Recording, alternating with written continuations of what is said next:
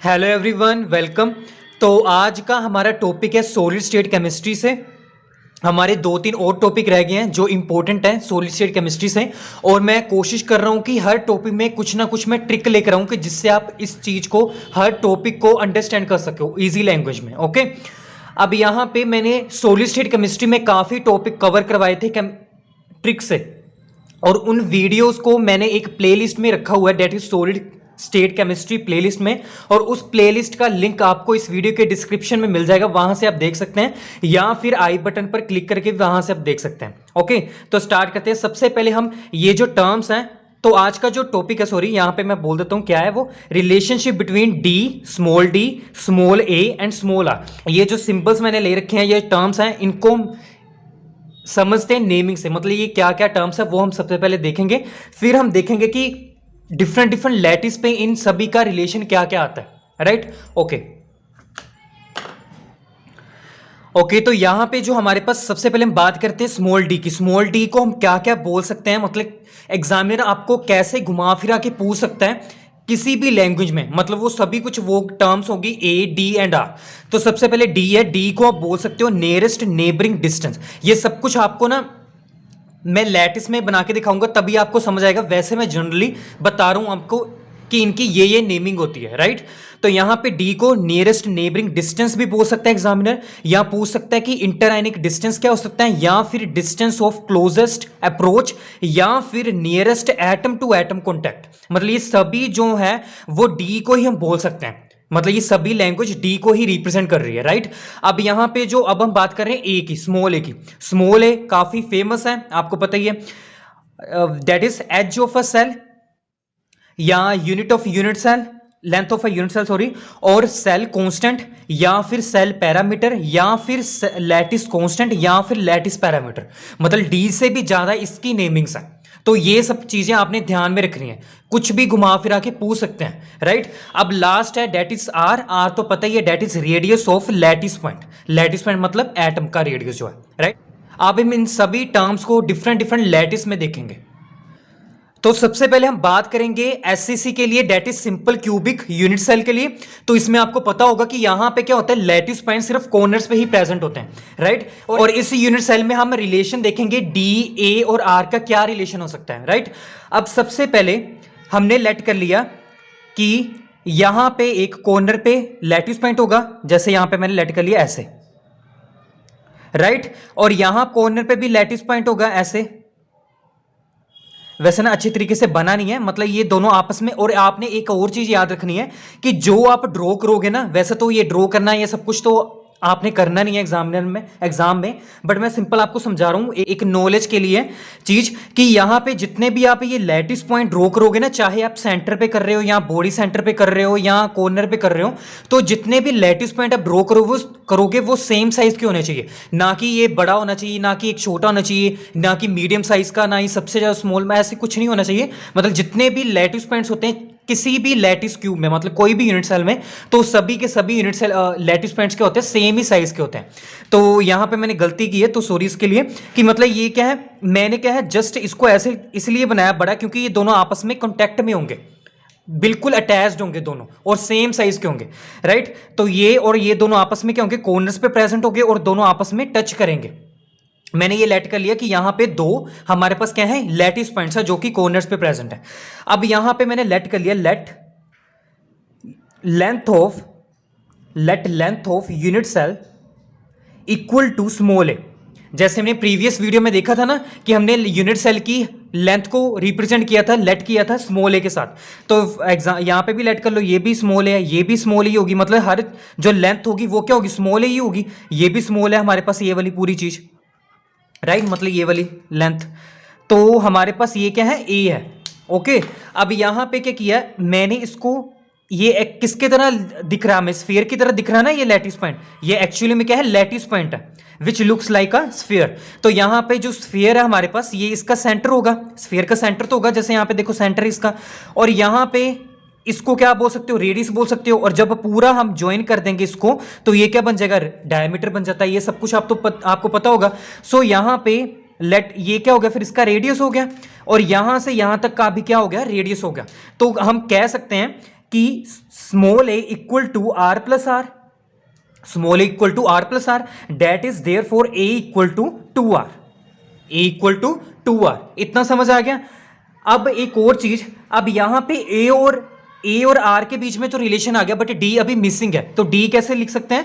तो डी क्या है, मैंने अभी बोला था डी क्या है हमारे पास, इंटर आयनिक डिस्टेंस, मतलब ये सब कुछ चीजें जो हैं 1 2 3 4 ये जितने भी नेमिंग्स हैं ये क्या है, डी है, डी को रिप्रेजेंट कर रहे हैं। तो यहां पे डी इंटर आयनिक डिस्टेंस, हम अगर हम देखें डी देखें तो क्या होगा, इंटर आयनिक डिस्टेंस का मतलब क्या होता है, जैसे यहां पे एक एटम है, ये एक एटम इसका सेंटर है, सेंटर मतलब सेंटर में क्या होता है, न्यूक्लियस ही होता है ना। अभी हम न्यूक्लियस एटम की बात कर रहे हैं, यहां पे भी फॉर एग्जांपल ये एटम है, तो यहां पे भी क्या होगा, इसका न्यूक्लियस होगा, मतलब इसका सेंटर होगा। सो इसके सेंटर से इसके सेंटर का जो डिस्टेंस होता है उसको हम क्या बोलते हैं, inter ionic distance, that is D.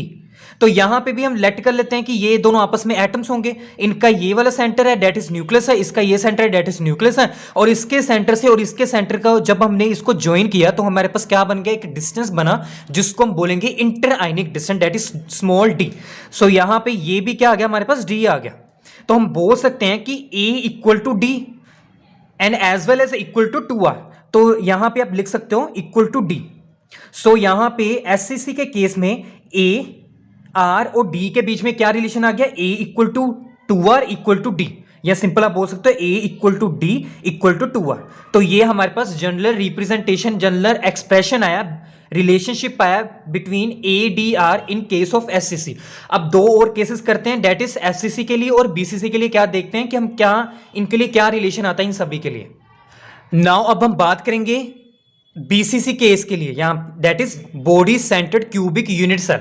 अब यहां पे बॉडी में हमने एक लेट कर लिया, लैटिस पॉइंट ये, राइट। अब यहां पे भी कॉर्नर पे भी होगा और यहां पे भी होगा, मतलब अच्छे तरीके से मैं ड्रॉ नहीं कर रहा हूं उसके लिए सॉरी, बट आप बस कंसीडर करो कि मतलब ये जो तीनों होंगे ना आपस में टच होना चाहिए और सेम साइज के होने चाहिए।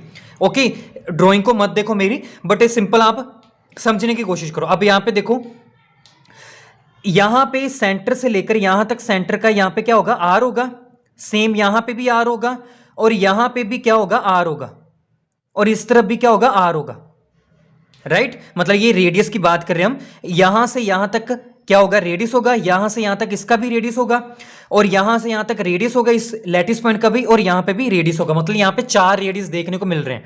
अब आपने देखा होगा कि ये हमारे, हमने पीछे प्रीवियस वीडियो में देखा था कि ये क्या था, ये था हमारे पास बॉडी डायगोनल, ये क्या था, बॉडी डायगोनल। जैसे यहां पे प्रीवियस वीडियो में हमने देखा था, ये देखो ये क्या था हमारे पास, बॉडी डायगोनल, ये वाला, तो यही हमने लेट किया, देखो बीच में से, राइट। तो इसकी वैल्यू कितनी आई थी हमारे पास, √3 इंटू ए, ठीक है।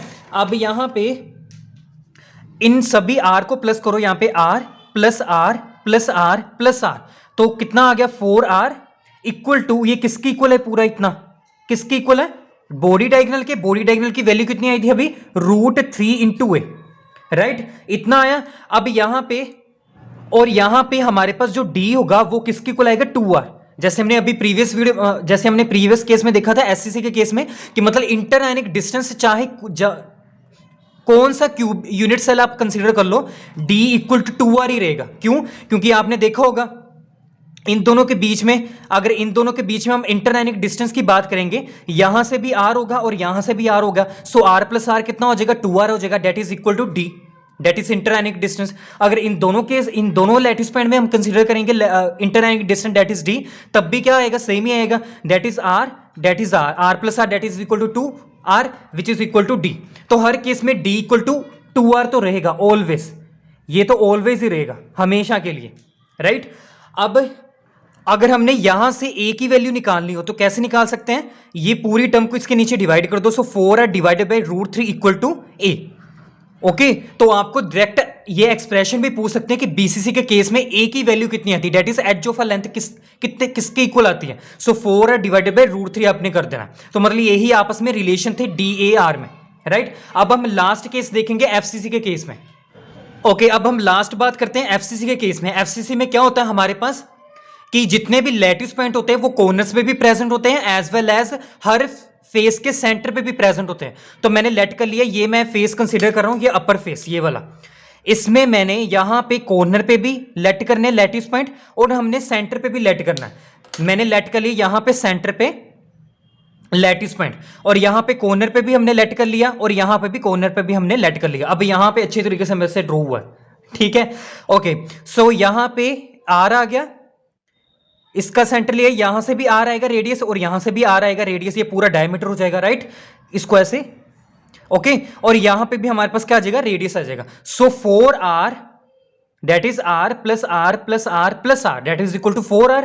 किसके इक्वल आएगा, ये हमने अभी प्रीवियस वीडियो में भी देखा था, जैसे बॉडी डायगोनल देखा था ना, ये क्या था, फेस डायगोनल था। और ये इसकी वैल्यू किसकी इक्वल थी, ये देखो, ये फेस डायगोनल था ना, और इसकी वैल्यू किसकी इक्वल थी, √2a की इक्वल थी, राइट।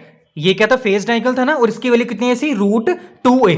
तो यहां पे हमारे पास आ जाएगा 4r किसके इक्वल आ जाएगा, फेस डायगोनल की इक्वल, और इसकी वैल्यू क्या थी, √2a की इक्वल, राइट। और यहां से हम a भी निकाल सकते हैं, क्या आ जाएगा, ये इसके नीचे डिवाइड हो जाएगा, सो 4r डिवाइड √2। इतना भी आ सकता है। आपको ऐसे एमसीक्यू में डायरेक्ट आपको रिलेशन दे देंगे, एमसीक्यू में पूछेंगे कि a की वैल्यू क्या है एफसीसी के केस में, अगर तो ये ऑप्शन में हुआ तो टिक मार्क कर देना। अगर इसको और मॉडिफाई करके रखा होगा ना, इसको और मॉडिफाई करके कैसे रख सकते हैं, a इक्वल टू, इसको कैसे लिख सकते हैं, 2 × 2r डिवाइडेड बाई √2, ऐसे भी लिख सकते हैं।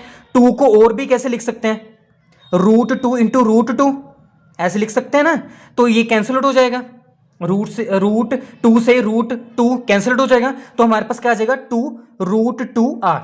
तो ये भी a हो सकता है। अगर ये आपको एमसीक्यू में ऑप्शन दे रखा है तो ये भी टिक कर दो, राइट। और यहां पे आपको पता है d = 2r तो हमेशा रहेगा ही रहेगा, इंटरआयनिक डिस्टेंस हर केस में, ओके। अब ना एक चीज और, इस चीज को ना और भी मॉडिफाई करके लिख सकते हैं, कैसे लिख सकते हैं, अब ना यहां पे मैं इसको ऐसे लिख सकता हूं, 2 × 2r इक्वल टू √2a लिख सकता हूं ना इसको, 4r को। अब यहां पे अभी हमने देखा 4r को क्या लिख सकते हैं, d लिख सकते हैं, तो यहां पे पुट करो, सो 2 इसकी जगह आ गया d इक्वल टू √2a। और यहां से हमने d निकालना तो क्या आएगा, d equal to √2 divided by 2 × a। और इसको मॉडिफाई कर सकते हैं, कैसे कर सकते हैं, सो यहां पे √2 ऐसे लिखो, 2 को हम क्या लिख सकते हैं, √2 × √2, और a ऐसे ही रहेगा, ये कैंसिल हो जाएगा। So therefore d equal to a divided by √2 in case of FCC, right. तो ये सब कुछ रिलेशंस थे in case of SCC, BCC and SCC के केस में। सो दैट्स इट, ये थी video on relationship between d, a and r of different unit cells. So I hope आपको ये वीडियो समझ आई होगी। और ये जो मैंने चीजें करवाई ना रिलेशनशिप, ये क्यों इंपॉर्टेंट है, क्योंकि आगे एक फर्दर टॉपिक मैं करवाऊंगा, डेट इज पैकिंग फ्रैक्शन या पैकिंग फैक्टर, उसमें ये काफी इंपॉर्टेंट चीजें हैं। सो मिलते हैं नेक्स्ट वीडियो में पैकिंग फ्रैक्शन में। आई होप ये वीडियो आपको काफी हेल्पफुल होगी। तो ऐसे ही वीडियोस के लिए प्लीज चैनल को सब्सक्राइब जरूर करें। Happy learning.